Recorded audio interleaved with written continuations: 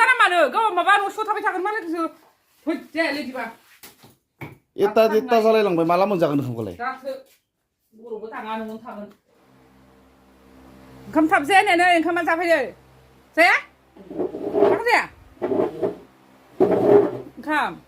hello लोगोफोर नोंथांमोनखौ दिनैनि video फिन खेबसे बरायहरनाय जाबावबाय स' दिनैनि भिडिअ माबायदि जायो नोंथांमोना जोबजासिम नायलांबाय थागोन होननानै आसा खालामनाय थाबाय स' बिदिब्ला लोगोफोर माबायदि जायो नायलांबाय थादो लोगोफोर बेसेबा गोबावनि उनाव दिनैसो भिडिअ खालामनि टाइम मोनाखैमोन माने बेस्थ' गोजामोन मानसिफ्रा मानोबा साहा लोंनो हाथाय उबायखै दै फैलायबाय खोनालाय लामाखै एबा गाबबाय थादो मानोबा अखै मा जरे मानसिया खाथाम खाब्रैल' साहाखौनो जरे फुदुंखानांगौ साहा लोंनो हाथाय उबाखै मा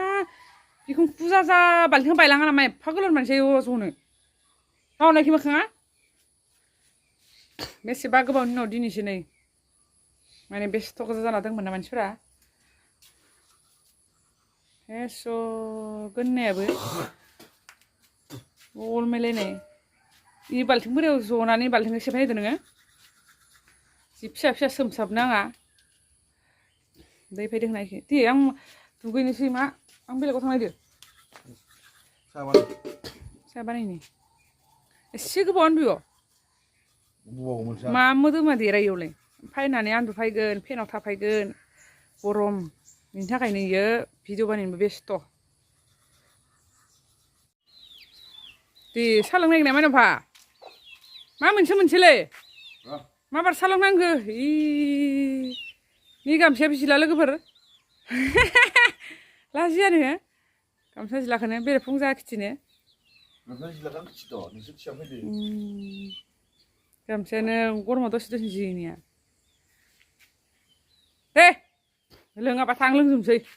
साहाफ्रा नेबाय थाया आं बेलेगाव थांनाय जेन'बा नोंखौ नेबाय थानांगौ नामा ओरैनो लामाखौ सैमासो मासे फैबाय साहा लोंनाय मा लिंबाय थानांगौ बेखौनो हायामोन साहाबो गाइखेर साहानियाव मानल' बुरजा लोंखाया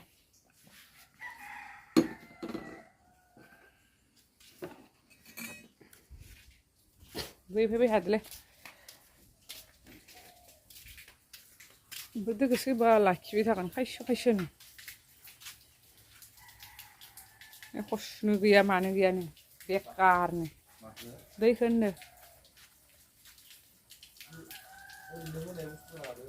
बेथ' हारसिं गलांबाय थाथोसै जोंहा दंखलनि दैयानो जि साफाखा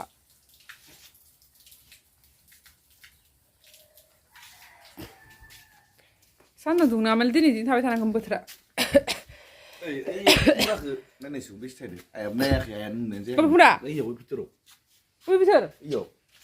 बिथोरावबो थायद' नै इयाव थायथाम एसे थायथाम मोनले जाबाय मोनाखैमोन आंसो खिथाखालै माबा फुङाव नायबाय थाखायो माबा गम मोनले जागोन आइया इयाव खुमब्रा थायना दों नामा मिथिनायानो जाया आंसो खोथाबाय इयावबो खुमब्रा थायना दोङो होनबाय आं होमबा खैथा ओइ फिसा थाइसे थाइनै खाबायानो खोमा ओइ थाइनै खाबाय होमबा थाइथाम थाइब्रैसो दंमोन नै मासे गिदिर जाना दङ थाइसे मासेसो लांबाय नो थाइसे नैलाय थाइसे औ इबो ओइ हायाव थाइथाम हायावथ' जोंहा थाइनै होबाय थाइथाम ओइनो ओइ गिदिर थाइसे थाइनै गिदिर थाइसे थाइसेल' दंमोन खाबाय होनबाय गोदाखौ जाबाय दे होमबा एबार मोनजासाबबाय दख' खुमब्रा जालि फिसा पाका न'आवबो जानाया नै न'आबो गैला दिहुननो हाला थाबाय थाथोसै अखौनो ओइ नैखिबो थाइसे थाइना दोङो इयों नै थाइसे देनां बोरायबा बुरैबा मोनलाया जाबाय नै एबा ज्राब थाइसे जालाय जाना आया मानो दांला बायदिखौलाय माबा सोर थाइलै थाइथ' जालायासो मोजांलै आं बोरायखौ मोजां मोना नै इखो थाइसे लन्थं ओइनिबो देरबाय थाइसे थाइनै थाइथाम थाइब्रै थाइबा नै सयथा दे मोनजासाबबाय नै इयावबो थाइथाम दङ दा इनखौ दाखालि थाइसे जाबाय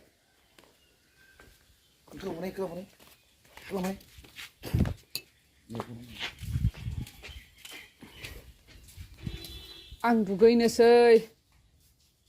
माबारै मा होनदों नोङो हो अ नै लागाव सानजौफुनि खाजा अमा माथो जागोन दे अमाखौ बारु हा मादो मैथा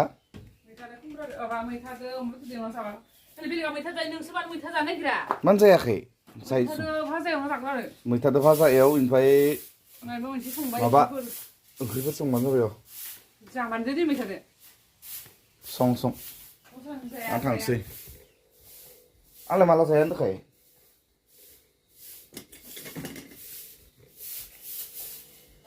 थांसै आं बेयाव बिदि हौवाया थानो गोनांबा लामाफोर बिदि साफा स्रां स्रां खालामना होनांगोन ओमफ्राय खुलुमना हरनांगोन खनसे खुलुमना हर दुगैयाबाबो खुलुमना हरनांगौ हौवाफोरखौ खुलुमबाय थानांगोन हौवाफोरनि आथिं आखाइ नाबाय थानांगोन हौवाफोरनि आथिं आखाइ नाबाय थायोबा न'खराव थाखाबोनो खदाय फुङाव उथिना हौवाया हिनजावा हौवानि आथिं नाना नांगोन जिम खालामगोन मोदोम आखाइ सागोन आं नानांगौ नैनि सियारफोराबो खारदो थांसै गारियाबो गैला अबस्था गारिबो गोदान लानो हाला सुखुवा माबा लोगोफोर सरकारा बिफां रानदोनो बिफां गायबा फैसा मोनगोननो ओमफ्राय नै जोंहा मिस्टार सुन्दरिया होनदों आंखो बिफां देनां गायनायनि फैसा मोनबोला 1000 होयोनो बिफांखौ गायथ'नाया जायाखै फैसाखौ मोनगोन खि मोना खुनु गेरेन्टि गैया आंनो 1000 होगोन होनना बुंदों बिफांखौ आंखौ गायनो होदो इदि होननानै बाइक दोलिङाबाथ' नों दोनयाना आंखो सोर नोङो मा बाइक दिलायाबो थ' बाइकदो थाव गारनानै बाइकदो दोनहैगोन आं बिफांखौबो गायनांगौ आं फैसाखौ आंसो 1000 मोनगोन नोंसो मोनबा नोंसो 1000 मोनगोन फैसाखौ आं माबा साइकेल थांगौमोन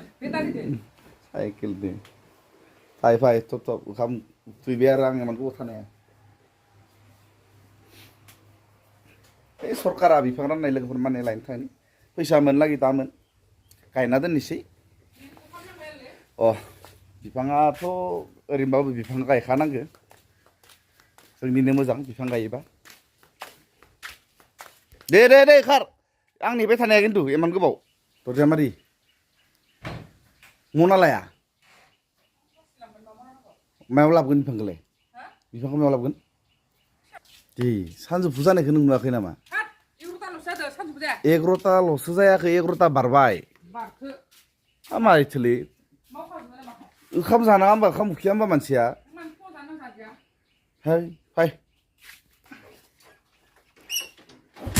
बबे बिदिंनाय दोंनो सेख्लाखौ बिदिंनायदो हौवाया आंखौ थांफानायदो बिफां लायनायाव महिला हिनजावफोरा मालाय थांग'जोब्बाय मा हिनजावफोर थालाबायनोलै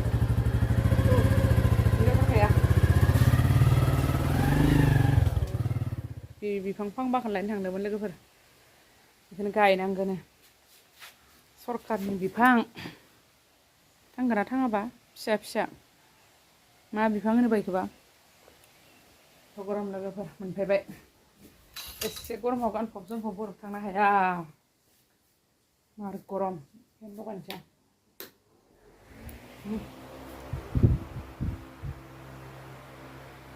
फेनाव थानोसै दसे गरमथार हौवाया ना लायनो थांदों आलासि फैदों ओंख्रि संनोसै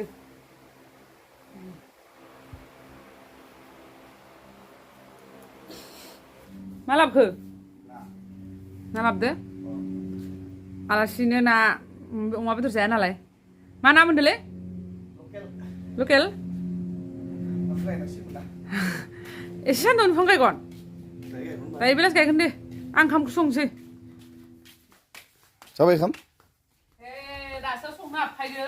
माथो खालामबाय थानाय दहायनिफ्रायलाय दसेनो जायो दहायनिफ्राय मा खालामबाय थानाय बाहेरनि खामानि होनदों नोङो दहायनिफ्राय मा खालामबाय थानाय न'खौय आरो संनाया खैथा ना मोनसे बेदर मोनसे दासो ओंखाम संदों ओंख्रिबो मोनाखै ओंखाम जासिनांदो होख्रादो ना मोनसे बेदर मोनसेसो बेदर जाना मानो गाव माबा न'सो थाबाय थागोन मालायखौसो होजायालै बिदिबा एता देता जालायलांबाय माला मोनजागोन ओंखामखौलाय जाथो बर'बो थाङा न'आवनो थागोन एता देता जालांबाय मानाव थागोन बेदर मोनसे दालि मोनसे नोंहा खामानि गैयाबा ना खामानि गैया खोनासं ओंखाम ना दालि पापर अमा बेदर लानायाव फै आंखौ माबाबाय थाना सानजौफुनि एता देता जालांबाय लोगोफोर दासो ओंखाम संदो जाथो नोङो मानो फुङाव दासो जुदि ओंखाम संदोबा मोनजागोन खैथायाव दुथायाव जाहोगोन आङो खुगाल' फखमारासो नोंबो फखमारा एख' गैया फखमाराथ' नों दहयनो ओंखारदो न' सिंनिफ्राय लोगोफोर ओंखाम ओंख्रि संनो होननानै दाबो माने मा मावदो मानसि सिटाव गैला नोंसोरो गावसा जागोन फुङाव रोनो जागोन ओमफ्राय आंहा जायैया उखैना थाबाय थानांबाय नोंसोरसो लोंदों आंथ' लोङाखै फुङाव जायाखै आं फुङाव ओंखाम जाखायानो दसं जायाबो दरखार नाङाखै लागै ओंखामखौ जायालां उन्दुना थानोसै नाङा थां जा नोंसोरो हिनजावा ओंखाम हैलायनोसै हौवाया बोरना दोङो थाब ओंखाम मोनजायैनि बुरखायैनिखौ लांनानै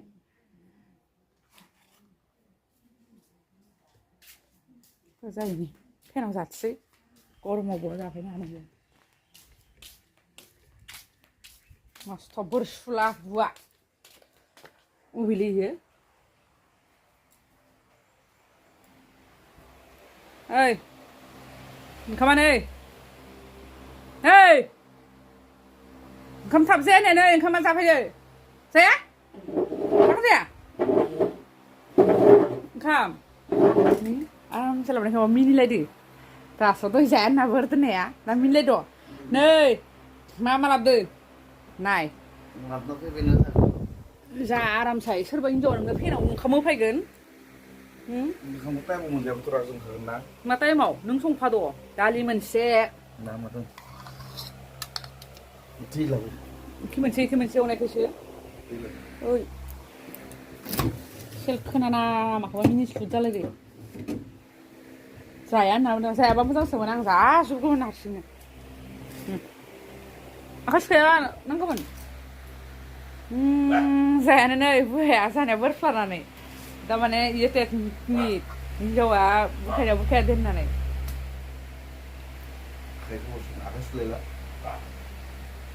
न' सिङाव थाबाय थानाय मा नांसै उथिनि आखाइ सुना ला होमबा है आं सान्दुं गोसा लायनोबाय थानो बाबाय लेथ्रा बुहायो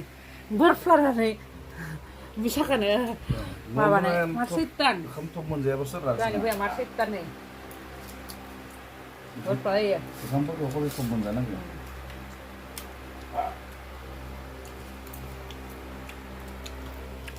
आलु गोबजां गैला नै अनना बेदरखौबो प्लेटसे गाहाम होयो अननायखौनो माथाया गोदोर जादों अना बांसिन बेलेगाव ज्राब गारना खारबासो इखा मोनगोन बर'बो थांनोनो होआ मालाय मैगंखौबासो जानो थांनो होआ टाइमावखौ मोनजानांगौ नै आरो दा गथ'फ्रा स्कुल थांफैबावाखै